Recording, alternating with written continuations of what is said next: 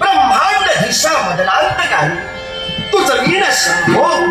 मज कोण काही तुझ वीण शंभो मज कोण काही तुझ वीण शंभो मज कोण काही हे पिनाक पाणी डमरुधरा नागभूषण उमा महेश्वरा पार्वती परमेश्वरा आपल्या पूज्य पवित्र चरणी अयोध्येचा नृपती राजा श्रीकांत याचा भक्ती भावे प्रणाम भक्ती भावे प्रणाम पोषक कालानं आदित्य मंडळाला जन्म दिला पूर्व क्षितिजते गुलाल ओढाल्याप्रमाणे रंगानं रंगीत झालं पक्षी राजाच्या मधुर गुंजनाचे स्वर काली पडले मित्रातील शरावचा मानवी देह आम्ही आमच्या स्वाधीन करून घेतला ज्या इष्ट देवतेची एकनिष्ठतेने उपासना राजा श्रीकांतनं केली अशा शिव मंदिरात आम्ही आमची पावलं वळली पार्वती परमेश्वराचा शुभमंगल आशीर्वाद प्राप्त करून घेतला